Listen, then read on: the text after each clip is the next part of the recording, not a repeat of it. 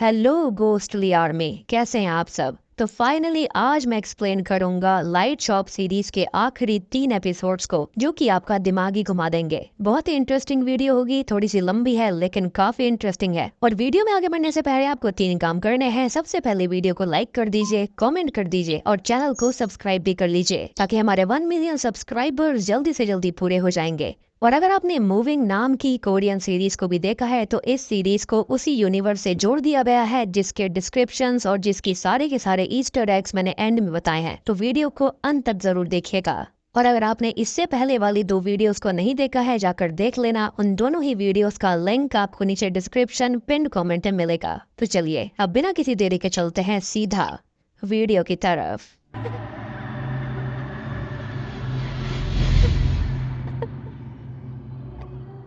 तो छठे एपिसोड के अंदर काफी सारे खुलासे होने वाले हैं। पर इस एपिसोड की शुरुआत में हम सौ की यानी कि उस मॉर्टिशियन को देखते हैं जिसके पास जी योंग की डेड बॉडी थी, और वो अपने असिस्टेंट को बताता है कि किसी भी व्यक्ति का फ्यूनरल 3 दिन तक इसी वजह से चलता है, क्योंकि वो 3 दिन किसी भी सोल के लिए एक गिफ्ट की तरह काम करते हैं, खास होते हैं, जिनमें वो आफ्टर लाइफ में पूरी तरह से जाने से पहले अपने बिलव्ड वंस के साथ कुछ समय बिताते हैं। ये बताने के बाद सॉक ही जी योंग की बॉडी को फ्रीजर में डाल देता है, और वहीं जी योंग अभी के लिए बहुत सुंदर रोड पर बैठकर किसी का इंतजार कर रही थी कि तभी वहाँ पर एक बस आती है, जिसमें से युनमिन उतरकर उसको देखता है और युनमिन को देखकर हाई करता है। और ये चीज देखकर वो काफी खुश हो गई थी, पर ये सच्चाई नहीं होती। और अभी के लिए तो युनमिन को जियोंग के बारे में कुछ भी याद नहीं होता, और वो बस अपने पुराने बिताए गए पलों को याद कर रही थी। और अब यहाँ पर कहानी को हम जियोंग के पर्सपेक्टिव से देखने वाले हैं, यानी कि एपिसोड 1 के शुरुआत में जो 4 बार युनमिन बार बार बस से उतरता है ना, वहाँ पर एग्जैक्टली हो क्या रहा था अब हमको पता चलेगा। अब मरने के बाद में जियोंग परेशान होकर बेंच पर बैठकर बस का इंतजार कर रही थी, क्योंकि आखिरी बार उसको युनमिन ने यही कहा था कि वो उसे बस स्टॉप पर मिले। तो आफ्टर लाइफ के अंदर भी सेम चीज घट रही थी। खैर उसी दौरान उन पलों को वो याद करती है जब युनमिन उसके साथ असल दुनिया में बहुत खुश था, और वो अलग अलग जगहों पर खूब एंजॉय किया करते थे। अब उसी समय एक टेम्पल के अंदर युनमिन ने ड्रम पर टैप करके जियोंग को आई लव यू बोलना भी सिखाया था,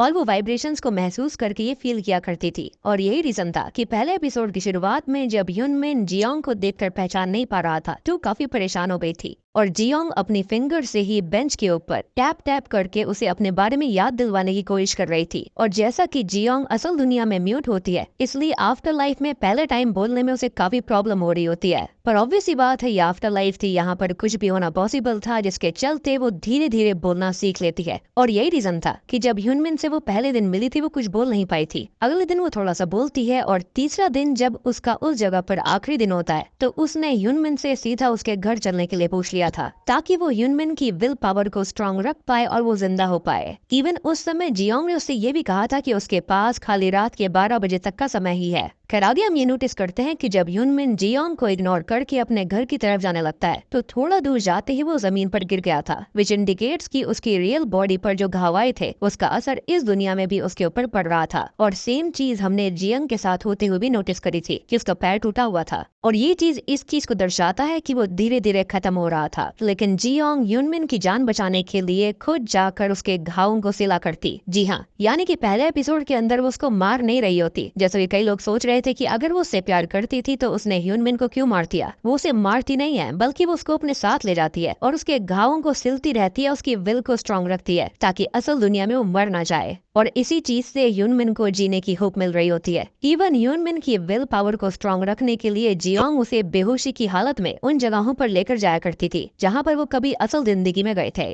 और वो ऐसा इसलिए किया करती थी ताकि युनमिन उसको याद कर पाए, और आखिरी 3 दिनों में गायब होने से पहले वो उसको याद करे, उससे बात करे, साथ ही साथ वो उसको जिंदा भी रखना चाह रही थी। अब वो उसे एक थिएटर के अंदर भी लेकर जाती है जहाँ पर उसे असल दुनिया के लोग देखते भी हैं, लेकिन फिर वो अचानक से गायब हो जाते हैं, क्योंकि ऑब्वियस ही बात है कि हर कोई उनको देख नहीं सकता, खाली वहाँ पर एक झलक दिखाई दी थी। हम नोटिस कर पाते हैं कि वो थिएटर के अंदर भी उसके विल को सिल रही होती है। अब वो सेम मंदिर के पास भी जाते हैं जहाँ पर वो हमेशा जाया करते थे, जहाँ पर एक मॉन्क जो होते हैं वो जियोंग और युनमिन को देखकर उन्हें रेस्पेक्ट भी देते हैं, क्योंकि वहाँ पर भी वो उसकी बॉडी को ही सिल रही होती है, यानी कि उसकी सोल को। और आपको याद होगा कि डॉक्टर भी एक पेशेंट के पास खड़े होकर बार बार यही बोल रहे थे कि उस पेशेंट के जिंदा रहने की कोई भी उम्मीद नहीं थी, लेकिन वो फिर भी थोड़ा थोड़ा रिकवर हो रहा है, और समझ नहीं आ रहा कि आखिर उसकी विल है क्या, जिसके चलते चलते वो यहाँ पर जिंदा था। तो वो विल कोई और नहीं बल्कि यहाँ पर वो जियोंग होती है, जो कि ऐसा ह्यूनमिन के साथ कर रही थी, और ये पेशेंट भी ह्यूनमिन ही था। पर जब ह्यूनमिन की जो स्पिरिट होती है तब वो आफ्टर लाइफ में थोड़ी बहुत होश में आती है, तब भी उसको कुछ याद नहीं आता, और ह्यूनमिन को असल में अंदाजा ही नहीं था कि उसकी बस का एक्सीडेंट हुआ था और वो एक तरह से एक अजीब से लूप में फंस चुका है। एंड आई बिलीव कि उसके दिमाग पर गहरी चोट लगी थी, जिस वजह से उसे कुछ याद नहीं था,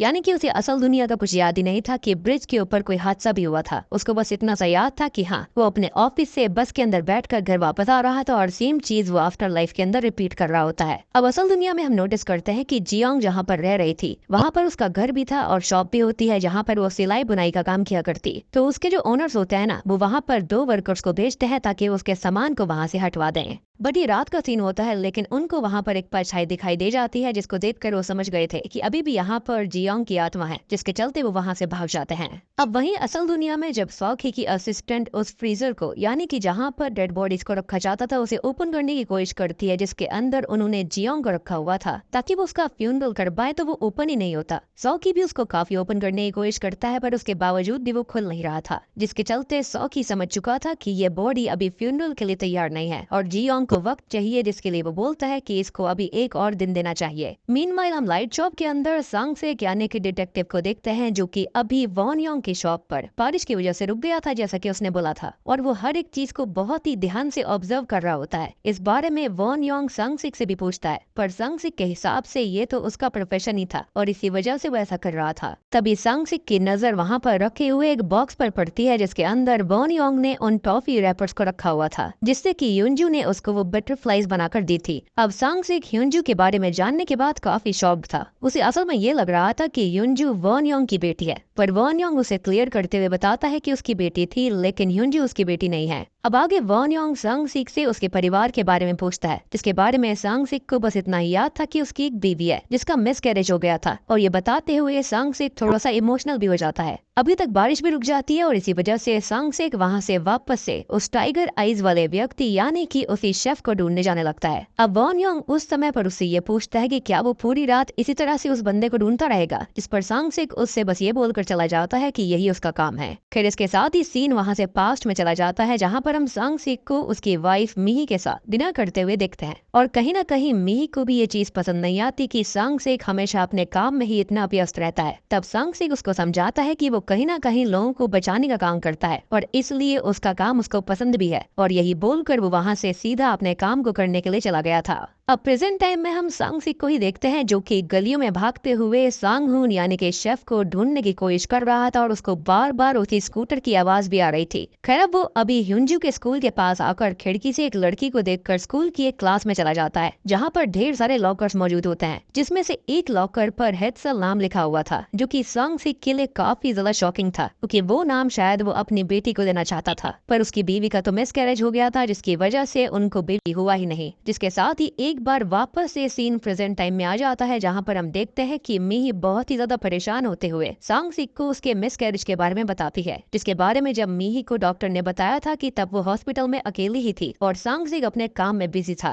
जिस वजह से उसको खुद को अकेले संभालने में काफी प्रॉब्लम हुई, और सांग सेक को इस चीज का बहुत गिल्ट होता है, जिसके चलते वो अपनी बीवी से माफी भी मांगता है, पर मिही उससे बस इतना कहती है कि वो ठीक है, जो कि कहीं ना कहीं मिही के अंदर की नाराजगी को दिखा रहा था। अब तभी आफ्टर लाइफ में सांग सेक को जब ये सब याद आता है तो वो काफी परेशान हो जाता है, उसे पसीने आने लगते हैं, वो पैनिक करते हुए भागकर घर जाने लगता है। वो अभी भी भागते हुए सांग हुन को ही ढूंढ रहा था। वो भागते हुए अब लाइट शॉप के सामने से निकलता है और वॉन योंग की नजर भी उस पर पड़ती है। अब थोड़ा सा ही दूर आने के बाद में सांग सेक थक कर जमीन पर बैठ गया था, और अभी के लिए उसकी आंखों के सामने धुंधलापन छा रहा होता है। इवन उसकी आंखें भी अजीब सी लग रही थी, जैसे वो खुद पे खुद गिर रही हो। खैर अभी वो जैसे तैसे नॉर्मल होता है और आगे बढ़ने लगता है। अब तभी हम युनजू को देख पाते हैं, जो कि आज भी हमेशा की तरह अंधेरी गली में जाने में काफी डर रही थी, इसलिए वो भागकर अपने घर ही चली जाती है, जहाँ पर रास्ते में उसको एक डॉग भी दिखाई देता है, जो कि उसको देखकर भौंक रहा था। उसको देखकर युनजू समझ गई थी कि पहले उसको जब बायांगजिन मिला था, यानी कि वही आदमी जो कि इस डॉग से परेशान था, वो इस डॉग के बारे में ही बात कर रहा होता है, और क्योंकि बायांगजिन उस डॉग को जान से भी मार सकता था, इसलिए अभी युनजू उस डॉग को वहाँ से भागने के लिए कहती है, लेकिन वो डॉग उसको भी शायद भौंक कर कुछ बताने की कोशिश कर रहा था।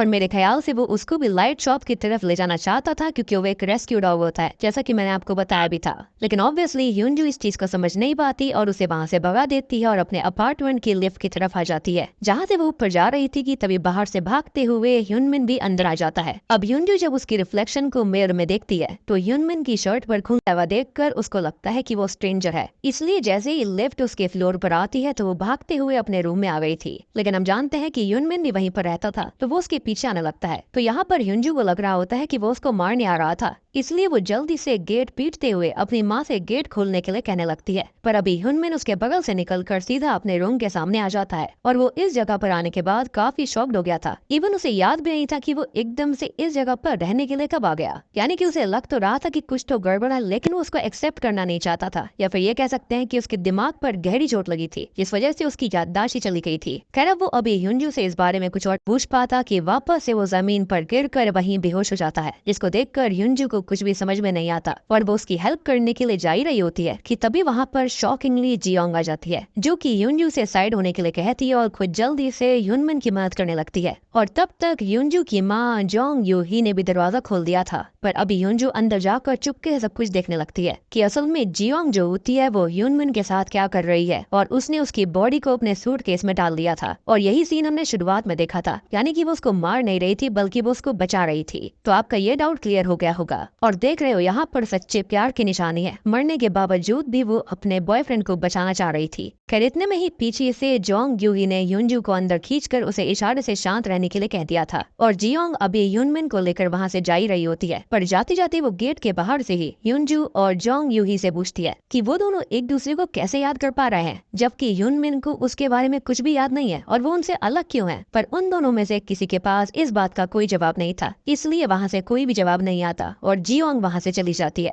तभी हम ये नोटिस कर पाते हैं कि जो जोंग यूही होती है, यानी कि ह्यूनजू की माँ, वो कुछ बोल नहीं पा रही थी। वो बस ह्यूनजू से इशारे में बल्ब के बारे में पूछ रही होती है, जिस पर ह्यूनजू अभी जोंग यूही पर भड़क गई थी। और इसका रीजन भी हम जानते हैं कि ऐसा क्यों हुआ था, क्योंकि उसके फ्यूनरल की तैयारी हो गई थी और उसके मुंह के अंदर ढेर सारी कॉटन्स को रख दिया गया था, जिस वजह से ना तो वो बोल पा रही होती है और ना ही ठीक से सुन पा रही होती है। उसने वाइब्रेशंस को महसूस कर गेट को खोला था। अब ह्यूनजू अपनी माँ पे बहुत गुस्सा करती है क्योंकि चिल्लाने के बावजूद भी उसने दरवाजा नहीं खोला था और वो कुछ बोल भी नहीं रही होती है। इवन कुछ समय से जोंग यूही थोड़ा अजीब बर्ताव कर रही थी। इसका रीजन यही था कि जोंग यूही को तो पता चल गया था कि वो खत्म हो चुकी है, पर ह्यूनजू को इस बारे में नहीं पता था और ना ही ये पता था कि उनका कोई एक्सीडेंट हुआ था और वो कोमा के अंदर है। और जोंग यूही बोल इसी वजह से नहीं पा रही थी क्योंकि सॉक ही ने उसके फ्यूनरल की तैयारी कर ली थी। जोंग यूही अभी इस बारे में ह्यूनजू को कुछ भी बता नहीं पाती, जिससे कि ह्यूनजू को और ज्यादा गुस्सा आ चुका था। कहीं ना कहीं जोंग यूही चाहती थी कि ह्यूनजू बार बार लाइट शॉप पर जाए, जिसका रीजन बस यही था कि शायद उस लाइट शॉप की मदद से ही रियल लोगों की दुनिया में वो वापस जाया जा सकता था। और वो ये चाहती थी कि ह्यूनजू अपना लाइट बल्ब वहाँ पर जाकर ढूंढे और असल दुनिया में चली जाए। लेकिन ऑब्वियस सी बात है कि यहाँ पर जो ह्यूनजू होती है वो अपनी माँ के बिना नहीं रह सकती थी, इसके चलते उसके अंदर जीने की विल नहीं थी। और सबसे बड़ी बात यह भी होती है कि उसको इस बारे में पता ही नहीं था। पर अभी होता यह है कि ह्यूनजू ने गुस्से में आगे से बल्ब लाने से ही मना कर दिया था, क्योंकि उस गली में जाने में उसको काफी डर लगता था और वहाँ पर स्ट्रेंजर्स भी रहा करते थे। साथ ही साथ उसको ये भी लगता है कि उसके दोस्त भी अजीब बर्ताव करते हैं, उससे कोई बात नहीं करता। खैर अब वहीं जियोंग जो होती है वो ह्यूनमिन को नीचे ले जाकर यही सोचने लगती है कि अभी वो उसको कहाँ पर लेकर जाए, उसको कुछ याद ही नहीं था।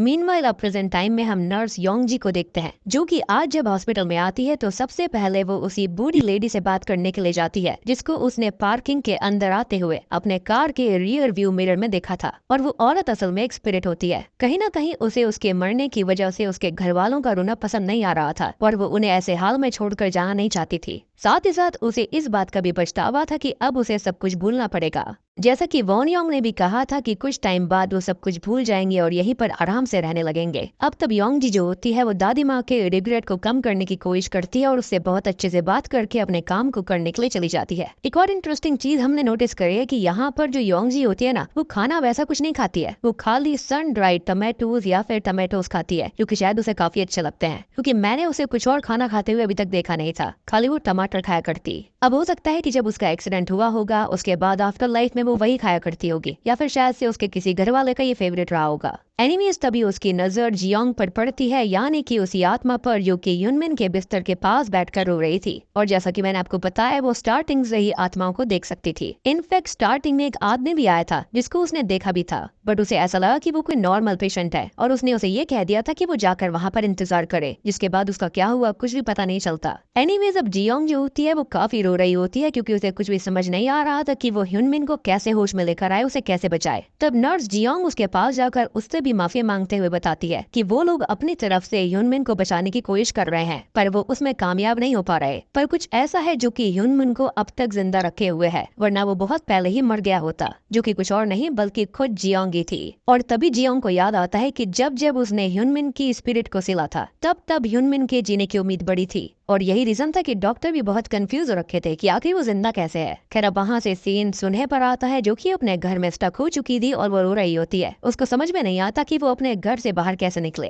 तभी उसको उस रूम से वापस से बल्ब की रोशनी आती है जिसमें लैंडलॉर्ड ने उसे जाने से मना करा था। अब सुने के उस रूम में जाने पर वो बल्ब को ध्यान से देखती है तो उसको उसके पास्ट के विजन्स आने लगते हैं। इसके अंदर वो हाइवॉन को देखती है और उसे ये भी याद आता है कि एक्सीडेंट के वक्त पर कैसे हाइवॉन ने उसकी जान बचाने के लिए उसको इतनी जोर से पकड़ लिया था कि एक्सीडेंट का सारा इम्पैक्ट उसके ऊपर आया, ना कि सुनहे के ऊपर। जिस वजह से ही उसकी ऑन द स्पॉट मौत हो गई और सुनहे की जान बच गई, यानी कि उसने सच्चे प्यार का सबूत दिया था। और इस बारे में डॉक्टर सुनहे के सामने ही बात कर रहे थे। इसके चलते उसे सारी चीजें याद आ जाती हैं और इस बारे में याद आते ही उसे अपने किए पर काफी पछतावा होने लग गया था कि उसने हाइवॉन के साथ कितना गलत बर्ताव किया। इवन उसे ये भी समझ आ चुका था कि ये जो एंटिटी यहाँ पर है वो कोई और नहीं बल्कि हाइवॉन ही है और वो उसके साथ घर में है। ये याद आते ही सुनहे जोर जोर से रोने लगी थी कि तभी हाइवॉन ने भी उसके सामने आकर उसको हक कर लिया था। अब तभी हम नर्स योंग जी को देख पाते हैं, जो कि अगली सुबह काम खत्म करके जब अपने घर पर जा रही होती है तो वो एक बच्चे को नोटिस करती है जिसको हमने बस में देखा था, यानी कि जिसकी दादी जी ने उसको बस के अंदर चढ़ाया था। और उसने बस ड्राइवर को बोला भी था कि वो उसके पोते का ध्यान रखे, जिसका नाम वुनचुल था। अब हम ये देखते हैं कि उसे किसी और ने नोटिस नहीं किया था। सबसे बड़ी बात कि 8वें फ्लोर पर आना हर किसी को अलाउड नहीं था, लेकिन वो वहाँ पर बैठा हुआ था। उसने अपने साथ एक बास्केटबॉल ले रखी थी और वो उस बास्केटबॉल को इसलिए लेकर आया था ताकि वो इसको जियोंग को दे पाए, क्योंकि उसके हिसाब से ऐसा था कि इसी बॉल की वजह से उसकी जान बची थी।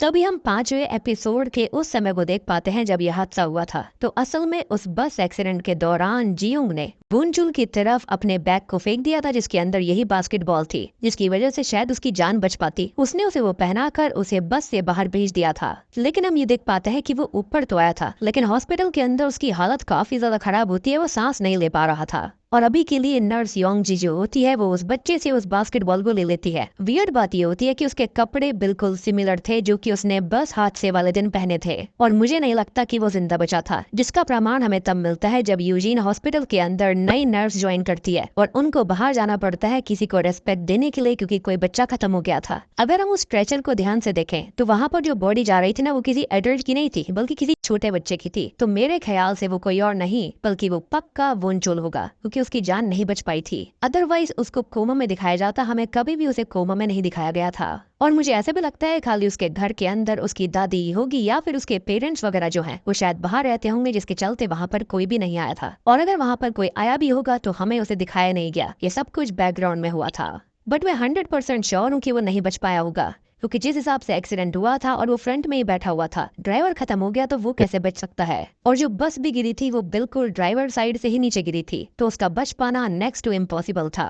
तो ये मेरी पर्सनल थ्योरी है कि वो बचा नहीं था, ये उसकी स्पिरिट थी जिसको आइडिया नहीं था कि वो लिविंग वर्ल्ड में आ चुकी है। खैर अब वापस से हम जियोंग को देख पाते हैं जो कि अपने बॉयफ्रेंड ह्यूनमिन को लेकर जा रही होती है। तब उसको सांगवॉन यानी कि वो बस ड्राइवर दिखाई देता है, पर वो दोनों एक दूसरे से कुछ नहीं कहते और बस चलते रहते हैं। ऑब्वियसली वो उसे नहीं जानता था। तब तक वहाँ पर संग सिक भी आ चुका था, जो कि इस बार जब अपने लाइटर को जलाता है तो उसका लाइटर जल जाता है, जो कि काफी शॉकिंग बात थी उसके लिए, क्योंकि असल दुनिया में उसने जितनी बार भी लाइटर को जलाने की कोशिश करी थी उसका लाइटर कभी भी नहीं जलता था। और उसी लाइटर की रोशनी में जब वो अपनी परछाई को देखता है तो हम नोटिस करते हैं कि उसके सर के पीछे का हिस्सा पूरी तरह से गायब था और उसका सर फटा हुआ था, यानी कि उसको काफी गहरी इंजरी हुई थी। अब ये नोटिस करने के बाद मैं सांग से समझ चुका था कि ये जगह सच में बहुत अजीब है और यहाँ पर सब कुछ बहुत ही ज्यादा अलग है। यही सोचकर वो भागते हुए लाइट शॉप में वापस जाता है, जहाँ पर संग से एक लैंप में लगे हुए बल्ब को ब्लिंक करते हुए नोटिस कर रहा था। अब यहाँ पर आने के बाद में संगसिक जो होता है वो वन योंग से कॉफी मांगता है, और सबसे अजीब चीज ये थी उसको ना तो कॉफी के गर्म होने के बारे में एहसास हो रहा था और ना ही उसको उसका टेस्ट पता चलता है। इस बात से संगसिक का दिमाग पूरी तरह से हिल गया था। उसको समझ में नहीं आ रहा था कि ये जगह असल में है क्या। वो इसके बारे में वन योंग से जानना चाहता था। साथ ही साथ वन योंग को वो लाइटर भी शो करता है, जिसकी वजह से उसको इस बात का एहसास हुआ कि वो असल दुनिया में तो नहीं है। साथ ही साथ यहाँ से सीना पास्ट में आता है, जहाँ पर हम देखते हैं कि असल में ये लाइटर उसकी बीवी ने उसे गिफ्ट के तौर पर दिया था। अब तभी वन योंग सांगसिक की इतनी खतरनाक ऑब्जर्वेशन पावर को देखकर हैरान रह जाता है, क्योंकि वहाँ पर काफी सारी स्पिरिट्स वगैरह आया करती थी, पर किसी को भी इस बात का एहसास इतनी आसानी से नहीं होता था। साथ ही साथ उनको डिटेल्स भी याद नहीं रहती थी। सांगसिक ने वहाँ पर और भी काफी सारी चीजें नोटिस करी थी, जिससे कि उसको लग रहा था कि वो लाइट शॉप असल में बस लाइट शॉप नहीं है, बल्कि वहाँ पर कुछ और भी होता है, पर वहाँ पर कभी भी सुबह नहीं होती। इसलिए सांगसिक उस जगह के बारे में जल्दी से जल्दी ज्यादा से ज्यादा जानना चाहता था। और तभी वन योंग अपने चश्मे को उतार कर ये भी कहता है कि वो भी इस जगह के बारे में जानना चाहता था। और तब हम देखते हैं कि वन योंग की आंखें भी टाइगर आईज है, जो कि हम पहले के एपिसोड में भी देख चुके हैं, यानी कि वो अभी घटित हो रहा था। इसके साथ ही एपिसोड 6 भी यहीं पर खत्म हो जाता है।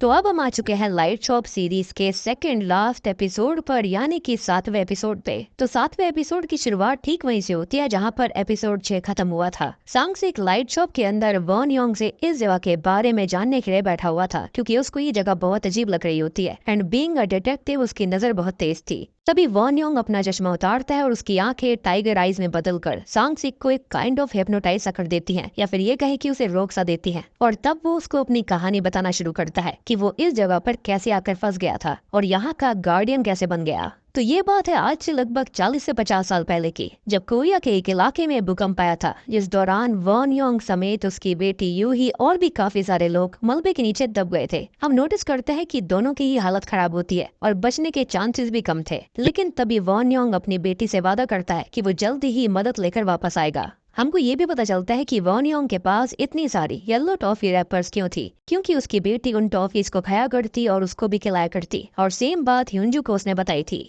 अब वन योंग जो होता है वो अपनी बेटी यूही को आराम करने के लिए कहकर बाहर चला जाता है, जहाँ पर उसको एक रोशनी दिखाई दे रही थी, और अब वो सीधा उसी लाइट शॉप के पास आ गया था। वहाँ पर इस बार एक लेडी होती है जिससे वो हेल्प मांगता है, लेकिन वो सेम सवाल पूछती है कि आप यहाँ पर क्यों आए हैं। अब वन योंग बस अपनी बेटी को बचाने के लिए कहता है, लेकिन वो लेडी कोई हेल्प नहीं करती, और अब वो गुस्से में आकर वहाँ की एक लाइट को तोड़ने ही वाला था कि तभी वो लेडी भी सेम टाइगर आइज की मदद से वक्त को ही रोक सा देती है, जिसकी वजह से वन योंग की आंखें भी सांगसिक की तरह ही सफेद पड़ गई थी, यानी कि उसने उसको भी हिप्नोटाइज या फिर काइंड ऑफ रोक दिया। और तब जाकर वन योंग को एक रंबलिंग यानी कि बहुत ही तेज गर्राहट सी महसूस होती है, जो कि असल में अर्थक्वेक की थी। उसको समझ आ गया था कि असल में वो मर चुका है, जिसके चलते वो बहुत ज्यादा रोने लगता है। हम ये भी देख पाते हैं कि वहाँ पर सीलिंग पे लटके गए ढेर सारे बल्ब ऑफ हो जाते हैं, जो कि इंडिकेट करता है कि ढेर सारे लोग अर्थक्वेक की वजह से ऑलरेडी मारे गए। और ये सीन जो होता है ना, बहुत ही ज्यादा इमोशनल था। वन योंग जिस तरह से रो रहा होता है ना, उसको देखकर तो मेरी आंखों में भी आंसू आ गए थे। खैर अब वो उस लेडी से रिक्वेस्ट करता है कि वो उसकी बेटी यूही को बचा ले, और वो कुछ भी करने को तैयार है, कोई भी सैक्रिफाइस देने के लिए रेडी है। जिस पर लेडी उसकी बात मानते हुए उसको ही इस शॉप का गार्डियन बना देती है। और अब वो वापस से अपनी बेटी के पास जाता है और उसको उसका लाइट बल्ब देता है, यानी कि वो जरिया जिससे कि वो असल दुनिया में जा पाए। यानी कि वो तो ऑलरेडी मर चुका था, लेकिन उसकी बेटी की जो स्पिरिट थी ना, वो अभी भी यहीं पर फंसी हुई थी। लेकिन हाँ, वो जिंदा हो सकती थी। अब वन योंग की आंखें खुद पे खुद टाइगर्स वाली हो जाती हैं, विच एक्सप्लेन्स कि वो यहाँ पर कैसे आया, कैसे वो सब कुछ गार्डियन वगैरह बन गया था। लेकिन उसने अपनी बेटी को बचा लिया, और बाद में रेस्क्यू टीम ने उसकी बेटी यूही को निकाल दिया और उसने अच्छी जिंदगी जी होगी। मतलब कि जो लाइट शॉप है ना, वो स्पिरिट्स के लिए वापस जाने का एक काइंड ऑफ रास्ता है, या फिर ये कहो कि एक तरह का बस स्टॉप है। और जिन लोगों की स्पिरिट जिंदा है वो यहाँ पर आकर वापस से असल दुनिया में जा सकते हैं। एक इंटरेस्टिंग फैक्ट ये है कि इस दुनिया में अगर कोमा वाले पेशेंट्स आते हैं जो कि जिंदा हो सकते हैं, वो थोड़े से अजीब होते हैं। जैसे कि डिटेक्टिव की जो आईज होती है वो बार बार अजीब हो रही थी, यानी कि वो असल दुनिया में अभी जिंदा था। और ऐसे ही यहाँ पर डेफिनेशन गोस्ट की भी होती है कि जब लिविंग वर्ल्ड में वो जाते हैं यानी कि मरे हुए लोग तो वो गोस्ट कहलाते हैं और वो भी अजीब दिखाई देते हैं और इसलिए उनको स्ट्रेंजर्स कहा जाता है और रियल वर्ल्ड में उनको भूत बोलते हैं। और यही रीजन था जो लड़की स्टार्टिंग में जलकर मारी गई थी वो भी अजीब सी दिख रही थी। और आपने नोटिस भी करा होगा कि वॉन योंग जो था वो इसलिए ही दिखने में इतना बुजुर्ग हो गया था एवं वो यहाँ पर बहुत सालों से था और उसने अपनी बेटी को बचाने के लिए इतना बड़ा बलिदान दिया। खैर अब कहानी वापस से लाइट शॉप पर आती है जहाँ पर डिटेक्टिव अभी भी डायरेक्ट सवाल करता है कि ये जगह है क्या, वो उसे साफ साफ बताए। और अब जाकर हमको पता चलता है कि ये जगह असल में आफ्टर लाइफ है और ये हम पहले ही प्रेडिक्ट कर चुके थे। खैर तभी पूरी स्क्रीन ब्लैक एंड व्हाइट हो जाती है जो कि आफ्टर लाइफ को दर्शाता है। तभी हम बैंग जिन को देख पाते हैं यानी कि उसी आदमी को जिसको कुत्ते की भौंकने की आवाज आया करती और वो अभी भी उसी डॉग का पीछा करता रहता है। मीनवाइल सोंग ब्योंग नाम की एक न्यू नर्स यूजीन हॉस्पिटल को ज्वाइन करती है एज वहाँ पर सभी को हेल्प की जरूरत थी और ये हॉस्पिटल काफी छोटा था लेकिन एक्सीडेंट स्पॉट से ये सबसे पास में था इसलिए सबको यहाँ पर एडमिट करा गया था। खैर अब सोंग ब्योंग को ट्रेन करने का काम मिलता है नर्स योंग जी को जो कि एक पेशेंट के बारे में बताती है जिसका नाम बायंग जिनी था। जी हाँ, उसका भी सेम दिन ही एक्सीडेंट हुआ था लेकिन अलग जगह पर। वो असल में ट्रैकिंग पर माउंटेन्स में गया हुआ था अपने डॉग मैक्स के साथ जो कि पहले रेस्क्यू डॉग हुआ करता था। पर हुआ ये कि वायांग जिन हाइपोथर्मिया की वजह से कोमा में था, शायद फिसल कर गिर गया होगा और उसको ठंड भी लग रही थी लेकिन उसके डॉग ने उसके ऊपर खुद को रखा जिससे कि वायांग जिन गर्म रहे और इसलिए वो अब तक जिंदा था। लेकिन अनफॉर्चुनेटली वो डॉग मर चुका था। जी हाँ, और मैक्स के शरीर में एक लकड़ी का टुकड़ा भी धंसा हुआ था जिसकी वजह से उसकी मौत हुई और ये डॉग ही था जो कि बायंग जिन को भौंक भौंक कर लाइट शॉप की तरफ ले जाने की कोशिश कर रहा था ताकि वो जिंदा हो जाए। बायंग जिन भी समझ जाता है कि वो रेस्क्यू डॉग था इसलिए जब तक बायंग जिन बच ना जाए वो भौंकता रहेगा। और देख रहे हो आफ्टर लाइफ के अंदर भी वो उसकी जान बचाने की कोशिश कर रहा है। Dogs are such angels. खैर ये भी समझ में आ जाता है कि क्यों बायंग जिन की स्पिरिट ठंडी पड़ रही थी क्योंकि वो हाइपोथर्मिया का शिकार हुआ था और हाइपोथर्मिया के दौरान शरीर का तापमान बहुत ही ज्यादा नीचे गिर जाता है। And true man versus wild वाले कमेंट करो। खैर अभी हम युंजू के पिता को देखते हैं जो कि अपनी वाइफ के फ्यूनरल पर थे और वो हॉस्पिटल में कॉल करते हैं कि क्या उसकी बेटी को होश आया लेकिन ऐसा कुछ नहीं हुआ था और नर्स हियो से ही उनकी बात हुई थी जिससे कि वो काफी हताश हो जाते हैं। अब नर्स योंग जी युंजू की हालत बताती है कि इसको कोई एक्सटर्नल इंजरी नहीं है लेकिन इसे इंटरनल इंजरी हुई है जिसमें बचने के बहुत ही कम चांसेस होते हैं और ये इतना बच पाई है अपनी माँ की वजह से जिन्होंने उसको बचाने की पूरी कोशिश करी थी। और बस के अंदर हम सेम सीन को देखते भी हैं। खैर तभी हम युंजू की स्पिरिट को आफ्टर लाइफ के अंदर घर में रोता हुआ देखते हैं और उसकी माँ परेशानी में कहीं बाहर जाने की कोशिश करती है और उसकी माँ रोज उससे एक बल्ब नहीं मंगवाया करती थी बल्कि वो उसको उस लाइट शॉप में भेजकर उसके जीने की विल को जगाना चाह रही थी। लेकिन युंजू अपनी माँ को छोड़कर जाना ही नहीं चाहती थी और इसलिए अब वो खुद ही लाइट शॉप की तरफ जाने लगती है। अब असल दुनिया में हम देख पाते हैं कि युंजू की माँ का फ्यूनरल कल होने वाला था और उनके मुंह में रुई भी डाली गई थी और इसी वजह से उनकी स्पिरिट अब बात नहीं कर पा रही थी, मीनिंग शी वॉज डेड। अब तभी हम हाईबॉर्न और सुने के बारे में जानते हैं कि हाईबॉर्न ने असल में सुने को बचाने के लिए बहुत अच्छे से जकड़ा हुआ था ताकि सारा डैमेज उसको ही आए और हाईबॉर्न ने सच्चे प्यार का सबूत दिया। लेकिन हाईबॉर्न का भी फ्यूनरल जल्दी होगा और वो भी नहीं बच पाई। सुने कोमा के अंदर थी लेकिन उसकी स्पिरिट हाईबॉर्न के साथ उस घर के अंदर है और वो गेट कभी अंदर से लॉक्ड था ही नहीं जैसा कि हमने स्टार्टिंग के एपिसोड में देखा यानी कि सेकंड एपिसोड के अंदर वो खुद से ही बाहर नहीं जाना चाहती थी। इसलिए हाईबॉर्न उसको समझाती है कि उसको जीना पड़ेगा, लाइट शॉप पर जाकर अपने लिए एक बल्ब ढूंढना होगा जिससे कि वो असल दुनिया में जा पाएगी। अब तभी हम एपिसोड 1 के बिल्कुल शुरुआत वाले व्यक्ति को देख पाते हैं जो कि मॉर्ग रूम को ढूंढते हुए आया था जिसके कान से मिट्टी भी निकल रही थी। वो हॉस्पिटल में सबसे ज्यादा लंबे समय से था यानी कि कोमा में था और उसके कान में हेडफोन्स योंग जी ने लगाकर रखे हुए थे ताकि उसको उसकी लाइट मिले, वो वापस आ जाए। अब जियोंग के बारे में भी डिस्कशन करा जाता है यानी कि वही लड़का जो कि अंधेरी गली के अंदर गाना गाया करता था जिसके पास एक बास्केटबॉल रखी गई थी जो कि असल में योंग जी ने ही एक छोटे बच्चे के कहने पर रखी थी ताकि उसको भी जीने की एक उम्मीद मिले। और तभी एक और पेशेंट खत्म हो जाता है जो कि दिखने में कोई बच्चा जैसा लग रहा था और सब उसको रेस्पेक्ट देते हैं और अंदर आकर नर्स कई सवाल करती है कि क्या यहाँ पर हमेशा कोमा पेशेंट्स ही आते हैं। वो बहुत ही ज्यादा अजीब फील कर रही थी एज ये उसका पहला दिन था। तब नर्स योंग जी ये बताती है कि यहाँ पर आईसीयू में काम करना सबसे मुश्किल होता है। वो ये भी बताती है कि वो गार्डियंस है इस बॉर्डर लाइन के और ये एक तरह से एक ऐसी जगह है जहाँ पर या तो लोग जी जाते हैं नहीं तो आफ्टर लाइफ में ही रह जाते हैं। मीनवाइल हम सॉकी को देखते हैं, यानी कि उसी मॉर्टिशन को, जो कि अपनी असिस्टेंट से बस ड्राइवर स्वांग वॉन के बारे में बात करते हुए कहते हैं कि ये एक हादसा था, उसकी गलती पूरी तरह से नहीं थी और उसका भी फ्यूनरल कल करा जाएगा, यानी कि बस ड्राइवर भी नहीं बच पाया। अब स्पिरिट वर्ल्ड में हम सॉन्ग वॉन को ही देख पाते हैं, जो कि बास्केटबॉल का पीछा करते हुए भागते हुए सीधा सीधा जियोंग के पास आकर उससे माफी मांगता है। और ये बास्केटबॉल यहाँ पर व्हाइट एंड ब्लैक नहीं थी, बल्कि ये कलरफुल होती है, विच इंडिकेट्स कि ये रियल दुनिया की एक चीज है।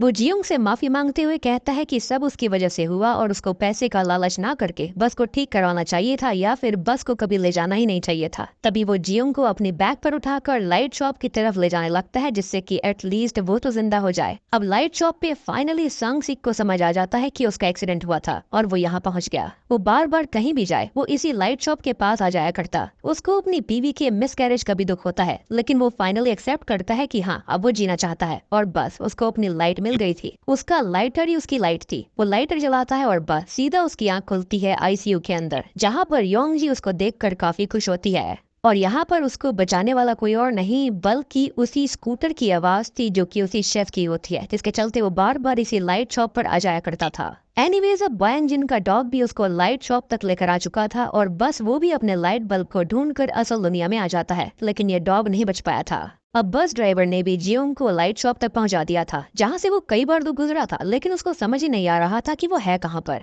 अब जियोंग जो होता है, उसने बस ड्राइवर को ये बता दिया था कि शायद और लोगों को भी हेल्प चाहिए होगी, और जिस घर के पास वो बैठा हुआ था वहाँ पर अंदर 2 लड़कियां रहती हैं, जिनके बारे में हम जानते हैं, जो कि हैं सुनहे और हाइफॉन। वो तो मर चुका है, लेकिन अब वो अपनी गलती को सुधारना चाहता है, और जो उसके पास फ्यूनरल के 3 दिन थे, उनका फायदा उठाकर वो सबको बचाना चाह रहा था, एटलीस्ट अभी जो जिंदा हो सकते थे। क्योंकि अगर 3 दिन पूरे हो गए और उसका फ्यूनरल हो गया तो वो सब कुछ भूल कर यही हमेशा के लिए सेटल हो जाएगा। अब फाइनली जियोंग भी शॉप में अपना लाइट बल्ब को ढूंढ रहा होता है, जो कि काफी अच्छी तरह से रखा गया था, यानी काफी डिफरेंट था, और शायद सबकी बिल के हिसाब से उनके बल्ब हुआ करते थे, या फिर उनकी एज के हिसाब से। और फाइनली वो भी रियल वर्ल्ड में आ जाता है, और वॉन योंग ये कहता है कि उम्मीद है कि अब हम दोबारा नहीं मिलेंगे। और इसी के साथ में 7वां एपिसोड भी यहीं पर खत्म हो जाता है।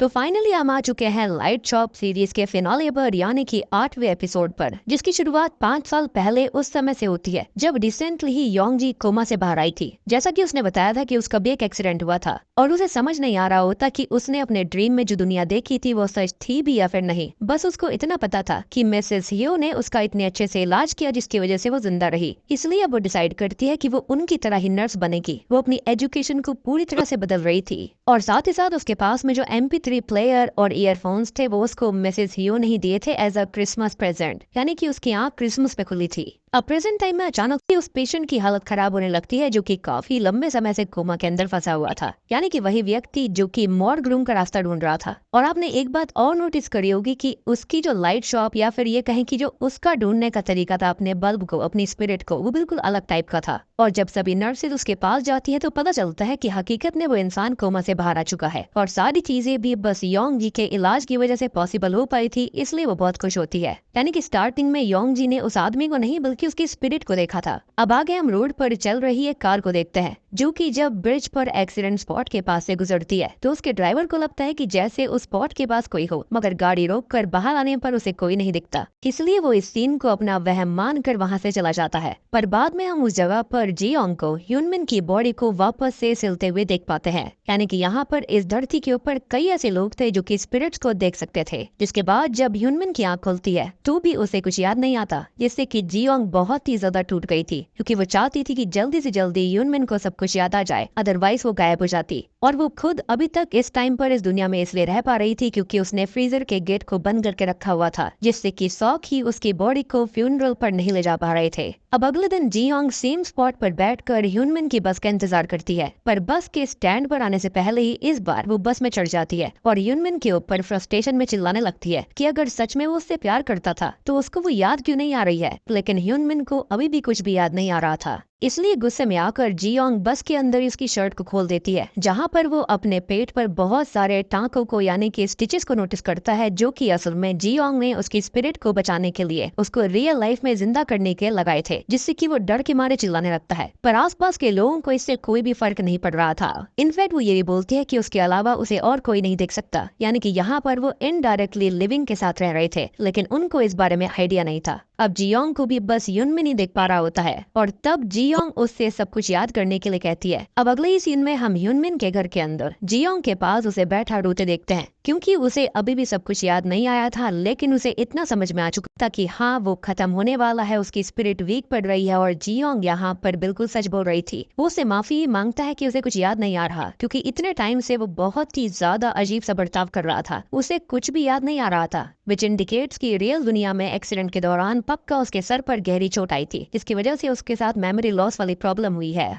और जब उसे पता चलता है कि जियोंग खत्म हो चुकी है, वो और ज्यादा गिल्टी फील करने लगता है। अब असल दुनिया में किसी भी बॉडी के फ्यूनरल के लिए 100 की भी ज्यादा टाइम इंतजार नहीं कर सकते थे, इसलिए वो फ्रीजर के गेट को तोड़कर जियोंग का फ्यूनरल करने का डिसाइड करते हैं, और जियोंग भी इस बात को समझ जाती है, और इसलिए वो अभी ह्यूनमिन को असल दुनिया में जिंदा करने के लिए उसे लाइट शॉप में जाने के लिए कहती है। साथ ही साथ बताती है कि वहाँ जाकर उसको ऐसा बल्ब लेना है जो कि उसके पास जाकर ब्लिंक करने लगे, और उसकी हेल्प से ही वो असल जिंदगी में वापस जा पाएगा। पर अभी ह्यूनमिन को ज्यादा कुछ समझ नहीं आया था। अब वहीं बस ड्राइवर जियोंग की मदद करने के बाद में सुनहे और हाईवॉन के घर के बाहर आ चुका था, जहां पर सबसे पहले तो वो बहुत ही ज्यादा रोते हुए हाईवॉन से माफी मांगता है और सुनहे की हेल्प करने की बात करता है। हाईवॉन खुद भी इस बात को समझ गई थी कि सांगवॉन ने ये सब जानबूझकर नहीं करा, और उसने जो कुछ भी किया उसका पछतावा उसे था, और इसलिए फिलहाल वो उसे उस अपार्टमेंट में जाने के लिए कहती है जहाँ पर हिंजू रहा करती थी, क्योंकि हिंजू ने उसको बताया था कि वो कहाँ पर रहती है, किस अपार्टमेंट में रहती है, जिसके बाद वो जाकर सीधा सोने को संभालती है। अब सांगवॉन यानी कि बस ड्राइवर जब अपार्टमेंट की तरफ जा रहा था, तो रास्ते में उसे हिंजू की माँ यूही मिलती है, जो कि पिछले एपिसोड में लाइट शॉप की तरफ जाने के लिए निकल गई थी। अब सांगवॉन भी उससे अपने घुटनों पर बैठकर माफी मांगता है, पर जब उसको पता चलता है कि वो भी नहीं बची है, तो वो और तेज रोने लगता है। अब जैसा कि मैंने आपको बताया था कि यूही जो होती है वो रुई की वजह से कुछ बोल नहीं पा रही थी,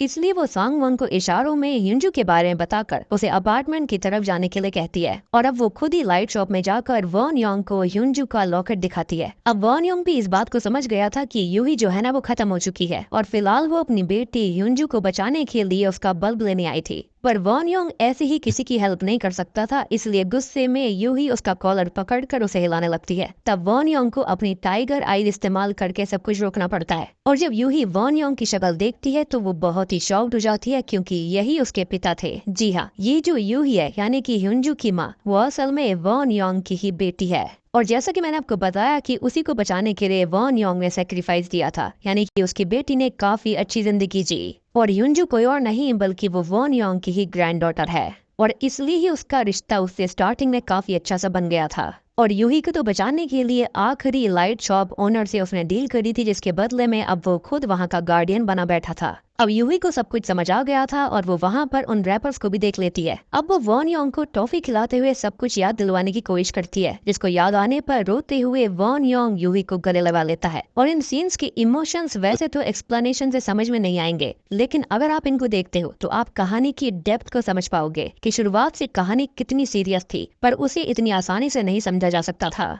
यहाँ पर जो इमोशंस है ना, वो देखकर बहुत ही ज्यादा भारीपन सा फील होता है। खैर, अब जब युंजू को अपने घर में अपनी माँ काफी देर तक नहीं मिलती, तो वो उन्हें ढूंढने के लिए बाहर जाने लगती है, जहाँ पर अब तक अपार्टमेंट के नीचे सांगवॉन भी पहुँच गया था। इनफैक्ट हम एक चीज और नोटिस करते हैं कि वहाँ पर जिंदा इंसान भी जाते हैं, जो कि उसे नोटिस नहीं कर पाते।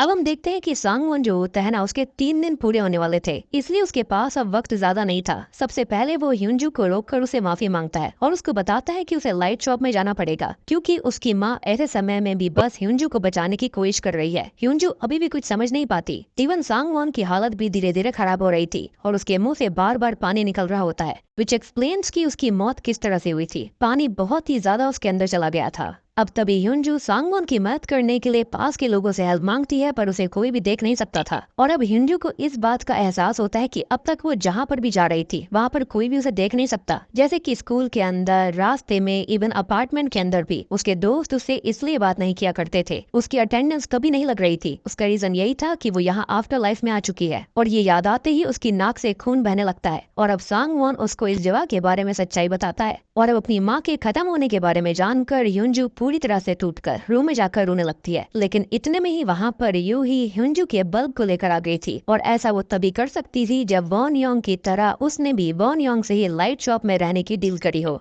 या फिर ये भी हो सकता है कि वो उसकी ग्रैंड डॉटर है, जिसके चलते उसने थोड़ी सी लीनियंसी बरती और उसने वो बल्ब उसको दे दिया। अब ह्यूनजू की माँ उसे वो बल्ब देने लगती है, लेकिन ह्यूनजू उनको छोड़कर जाना नहीं चाहती थी। वो बहुत ही ज्यादा रोती है और ये सीन भी यहाँ पर बहुत ही ज्यादा इमोशनल होता है। लेकिन ह्यूनजू की माँ ये कहती है कि उसे असल दुनिया में जाना पड़ेगा, क्योंकि वहाँ पर कोई इसका इंतजार कर रहा है, जो कि है उसके पिता।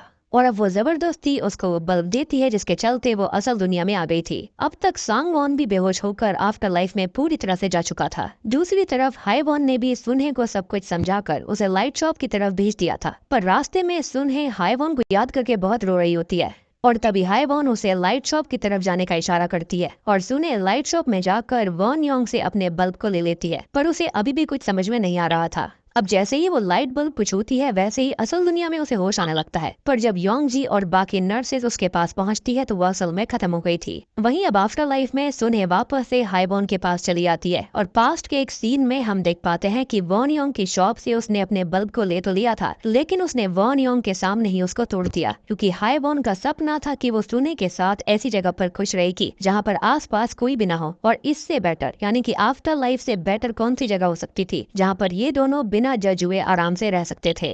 अब सुनहे की हॉस्पिटल में मौत के बाद में नई नर्स को बहुत ही अजीब लगता है, क्योंकि उसने पहली बार किसी को ऐसे मरते हुए देखा था। तब नर्स योंग जी उसको संभालती है और समझाती है कि आईसीयू एक तरह से जिंदगी और मौत के बीच का हिस्सा है, जहाँ पर या तो इंसान जिंदा बच जाता है या फिर वहीं से ही आफ्टर लाइफ में चला जाता है। ये काफी कॉमन चीज है। और अब बस यहाँ पर ह्यूनमिन ही असल दुनिया में जाने के लिए बचा हुआ था, और जियोंग खुद उसको लाइट शॉप तक छोड़ने के लिए आई थी। और तब ह्यूनमिन उसको आखिरी टाइम हक करके लाइट शॉप की तरफ जाने लगता है। अब वैसे तो वो जियोंग के साथ रहना चाहता था, लेकिन अभी भी उसे एग्जैक्टली याद नहीं आ रहा था कि उनका रिश्ता था कैसा। पर जियोंग उसको समझाती है कि वो हमेशा उसके साथ है, और इतना बोलकर जियोंग ने ह्यूनमिन को लाइट शॉप में भेज दिया था। बट जियोंग के मन में अभी भी एक दबा हुआ सवाल था कि वो उसे याद क्यों नहीं कर पाया, बल्कि बाकी सबको अपने परिजन हमेशा याद थे। इनफैक्ट बस ड्राइवर को भी सब याद थे, लेकिन क्यों ह्यूनमिन को कुछ भी याद नहीं था, स्पेशली अपनी लव्ड वंस। खैर अब लाइट शॉप के अंदर जाने पर दबी हुई आवाज में ह्यूनमिन वॉन योंग से अपने बल्ब के बारे में पूछता है। इसको देखकर वॉन योंग समझ गया था कि अभी भी ह्यूनमिन की विल इतनी स्ट्रांग नहीं है कि वो खुद से घर वापस जाना चाहेगा, इसलिए वो उसको बल्ब्स को टच करने से रोकता है। अब तभी उसे बात याद आती है कि उसे अपनी विल को स्ट्रांग रखना होगा, और एकदम से ही ह्यूनमिन अपने बल्ब को ढूंढ कर उसे टच करता है और असल दुनिया में चला जाता है। जियोंग ये देखकर काफी ज्यादा रोने लग गई थी, क्योंकि फाइनली उसने ह्यूनमिन की जान बचा ली। पर उसे इस बात का रिग्रेट जरूर था कि ह्यूनमिन उसे पहचान नहीं पाया और उसे प्रॉपर टाइम भी नहीं दे पाया था। अब वॉन योंग भी जियोंग को रोते हुए देखता है और जियोंग वहाँ से चली जाती है, क्योंकि वो जिंदा नहीं थी। अब यहाँ से सीन 3 महीने आगे जाता है, जहाँ पर असल दुनिया में योंग जी अपने शिफ्ट खत्म करके निकल रही होती है, लेकिन जाने से पहले वो जियोंग से मिलती है, जो कि आज डिस्चार्ज हो रहा था। अब जियोंग जो होता है उसको समझ नहीं आ रहा था कि उसने जो देखा था वो रियल था या फिर क्या था, लेकिन अभी योंग जी उसके सवालों का जवाब नहीं देती और उसे फिर से चलने की प्रैक्टिस करते हुए स्लीपर्स को भी गिफ्ट के तौर पर देती है, जो कि रात में जला करते थे, ताकि उसे डर नहीं लगेगा अकेले में। अब योंग जी जाते समय सेम बात बोलती है, जो कि वॉन योंग सबसे बोलता है कि उम्मीद है हम कभी दोबारा नहीं मिलेंगे। और जियोंग को ये चीज बहुत ही वियर्ड लगती है। वो कहता है कि उसने ये पहले सुना है। तब यहाँ पर योंग जी बोलती है कि मुझे पता है कि वो इंसान थोड़ा सा रूड है, लेकिन अंदर से काफी अच्छा है। और यहाँ वो वॉन योंग के बारे में बात कर रही थी, जबकि सबसे बड़ी बात ये थी कि बहुत ही कम लोग ऐसे थे जिनको आफ्टर लाइफ के बारे में याद रहा करता, और योंग जी उनमें से एक होती है। अब जियोंग से बात करने के बाद में योंग जी खुश होकर बाहर निकलती है, और उसको बड़ा प्राउड होता है कि उसने पास्ट में इतनी सारी सोल्स का रिग्रेट कम करने में उनकी हेल्प करी, क्योंकि वो आत्माओं को देख सकती थी। फिर आगे हम वॉन योंग को ही देख पाते हैं, जिसके पास एक आदमी आकर उसे नए बल्ब देता है, जिसमें से कुछ फ्लिकर कर रहे थे। और अब वॉन योंग को पता चलता है कि एक और बड़ा हादसा हुआ है, पर वॉन योंग बस इतना कहता है कि वो लोग भी यहाँ पर बस कुछ समय के लिए ही रहेंगे या फिर परमानेंट रहेंगे, ये बात उसे नहीं पता। खैर आगे हम सॉन्ग वॉन को देखते हैं, जो कि बहुत ही जिम्मेदारी के साथ आफ्टर लाइफ में एक बस ड्राइवर का ही काम कर रहा होता है, और सुने और हाई वॉन साथ में अपने ड्रीम हाउस में रहकर काफी एंजॉय कर रही थी। अब असल दुनिया में हम ह्यूनजू को देख पाते हैं, जिसके पिता उसे स्कूल छोड़ने जा रहे थे, और ह्यूनजू आज एक्सीडेंट के बाद पहली बार स्कूल आई है। उसको ये भी समझ में नहीं आ रहा था कि वो असल दुनिया में है या फिर अभी भी आफ्टर लाइफ में। उसको डिफरेंशिएट करने में काफी दिक्कत आ रही थी, पर उसके डैड उसको संभालते हैं और याद दिलवाते हैं कि वो उनकी भी बेटी है, और वो उसके स्कूल खत्म होने के बाद उसे पिकअप करेंगे। अब ये सुनकर ह्यूनजू स्कूल के अंदर जाती है, जहाँ पर टीचर और बाकी सभी स्टूडेंट उसका स्वागत करते हैं। उसने काफी कुछ मिस कर दिया था, और दिखने से ऐसा भी लग रहा होता है कि जैसे कि जो उसके पिछले क्लासमेट थे वो भी वहाँ पर नहीं थे, माइट भी वो अब दूसरी क्लास में होंगे और इसको दूसरी क्लास में शिफ्ट करा गया है क्योंकि इसका कोर्स काफी पीछे रह गया था।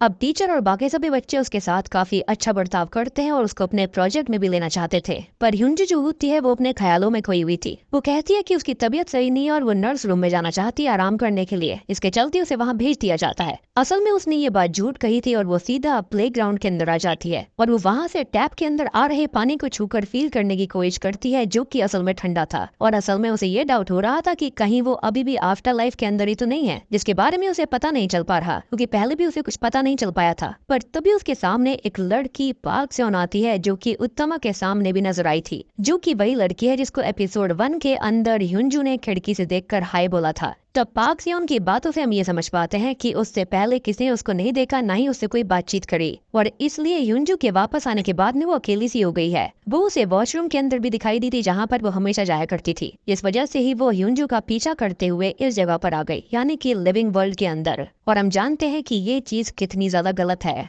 और इस चीज की सिंपल सी एक्सप्लेनेशन यही निकलती है कि ह्यूंजू का पीछा करते हुए वो इस जगह पर आ गई है, यानी कि लिविंग वर्ल्ड के अंदर। और ये बात भी गौर करने वाली थी कि पास्ट के कुछ सीन्स के अंदर पार्क सियोंग के चेहरे पर बहुत सारे मार्क्स भी होते हैं जो कि उसकी मौत का कारण होंगे, उनको दर्शाते होंगे। और ये केस जो था ना, हम जानते हैं कि सांग सिक के अनरिजॉल्व केसेस के अंदर था। अब तभी हम आफ्टर लाइफ के सीन को देखते हैं जहाँ पर वन योंग की बेटी यू ही उसके साथ ही थी। डील के हिसाब से वो लाइट शॉप पर काम कर रही थी और वो दोनों साथ में बहुत खुश थे। उन्होंने मैक्स को भी अपने पास ही रख लिया था, यानी कि उस डॉग को। अब यूही के आने पर बचपन की तरह वन योंग उसे टॉफी देता है, लेकिन उल्टा वही उसको टॉफी खिलाने लगती है, जैसा कि हमने स्टार्टिंग में भी देखा था। वो हमेशा वैसा ही किया करती थी। अब उसी समय हम एक पैन रूम आउट शॉट को देखते हैं कि असल में उस जगह पर एक लाइट शॉप नहीं है, बल्कि ढेर सारी ऐसी लाइट शॉप थी जो कि मे बी शायद एरिया वाइज या फिर इंसिडेंट वाइज डिवाइडेड होगी। खैर, अब असल दुनिया में सांग सिक पूरी तरह से सही होने के बाद में सांग उन के रेस्टोरेंट में जाता है जो कि आउट ऑफ बिजनेस हो चुका था, और उससे वो बहुत पोलाइटली बात करता है क्योंकि अब उसको सांग हुन के काम के बारे में समझ आ चुका था। इवन हम पास्ट के एक सीन में ये बात भी जान पाते हैं कि जब सांग सिक ने सांग उन को पकड़ा था तो दूसरी तरफ से जो कार की रोशनी आ रही थी वो असल में एक बड़ा ट्रक होता है, जिससे उन दोनों का एक्सीडेंट होने की वजह से सांग हुन ने सांग सिक की जान बचाई थी और वो खुद मर गया था।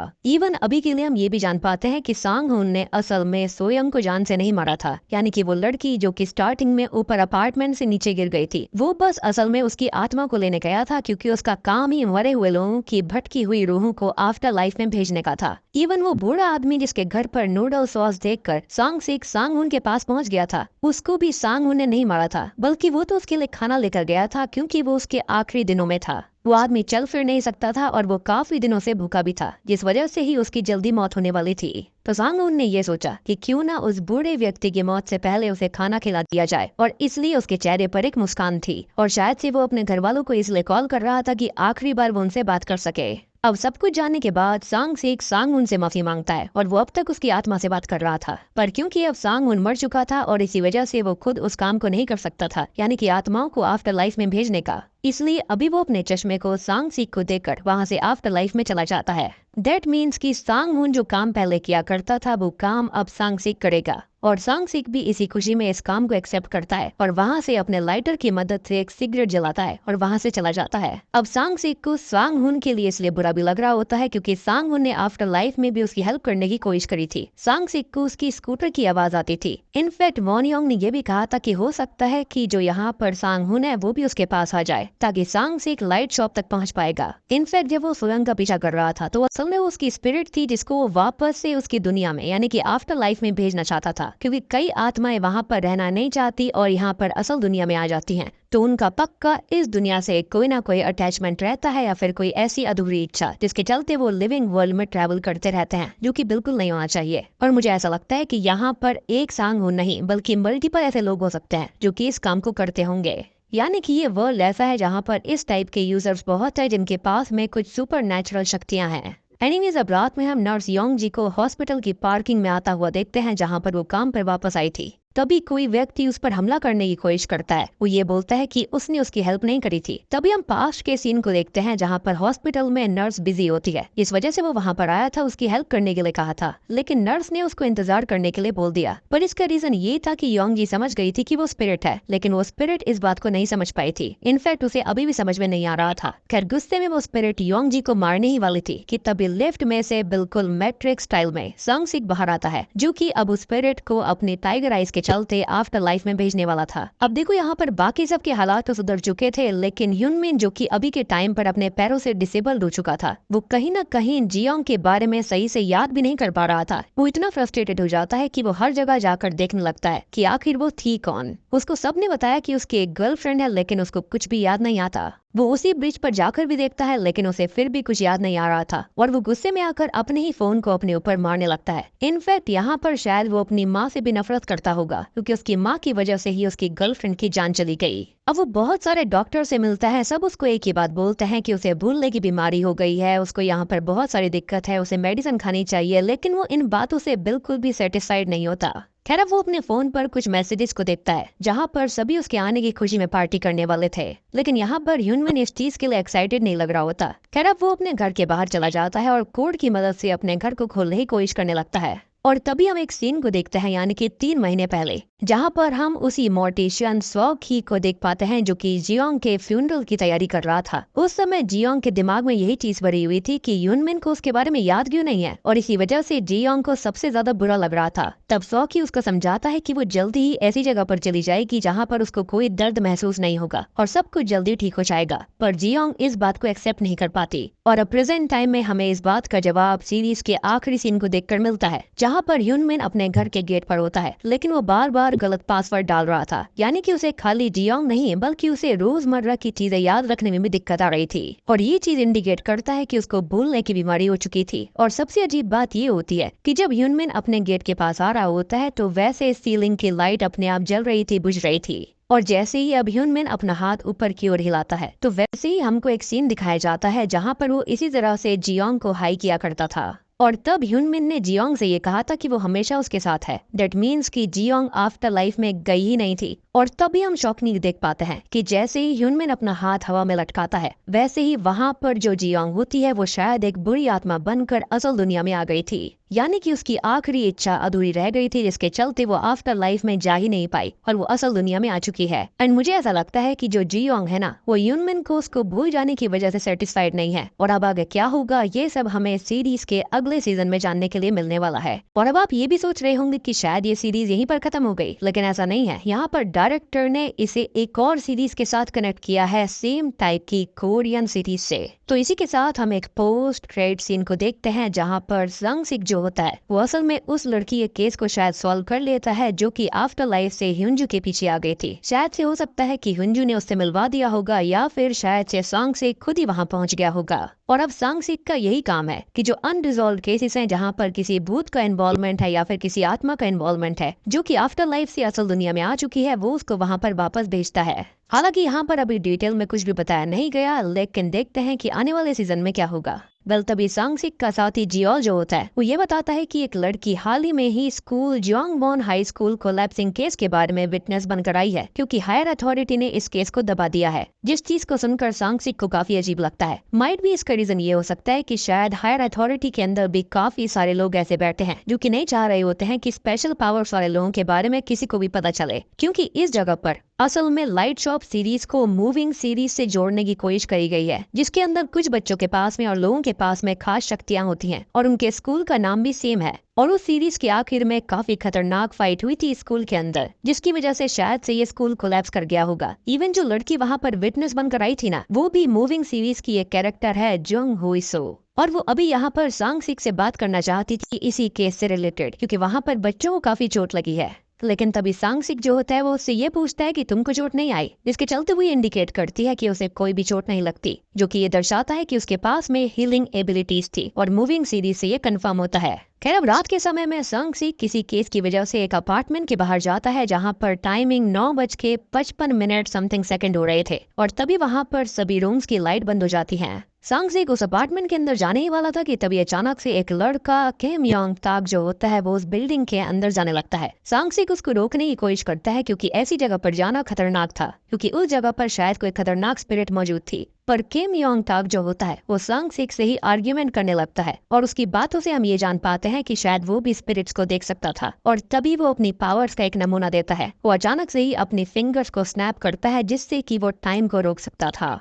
और बूम, किसी के साथ में ये सीरीज यहीं पर खत्म हो जाती है। तो दोस्तों, ये थी लाइट शॉप सीरीज की कहानी। उम्मीद करता हूँ कि आपको 8 के 8 एपिसोड समझ में आ गए होंगे और आपको यहाँ पर मूविंग सीरीज के सारे कनेक्शंस भी समझ में आ गए होंगे कि असल में ये किस यूनिवर्स में सब कुछ घट रहा था। ये एक ऐसा यूनिवर्स है जहाँ पर बहुत सारे इंसानों के पास में ऐसी शक्तियाँ हैं जिससे कि वो यहाँ पर गोस्ट को देख सकते हैं, समय को रोक सकते हैं, उनके पास हीलिंग एबिलिटीज है और यहाँ पर ऐसे और भी ज्यादा शख्स हो सकते हैं। इस वर्ल्ड के अंदर जियोंग जो है वो सेटिस्फाइड नहीं थी। वो आफ्टर लाइफ में नहीं गई क्योंकि उसके बॉयफ्रेंड ह्यूनमिन ने उसको नहीं पहचाना था। इसके चलते वो गोस्ट बनकर वापस उसके पास ही आ गई। वो कहते हैं ना, किसी का अधूरा काम रह जाता है या फिर कोई कनेक्शन रह जाता है तो वो असल दुनिया से ही जुड़ा रहता है। यहाँ पर सेम उसके साथ हो रहा था। और उस छोटे बच्चे की स्पिरिट वुन चूल ने बास्केटबॉल आकर इसलिए ही दी थी ताकि जियोंग को जीने की एक चीज मिल जाए, और इसी के जरिए बस ड्राइवर उस तक पहुंच पाया था, जिसके चलते अल्टीमेटली उसकी जान बच गई। और यहाँ पर हर किसी को आफ्टर लाइफ की चीजें याद नहीं रहती थी, लेकिन कुछ खास लोग ही थे जिनको ये याद रहता था।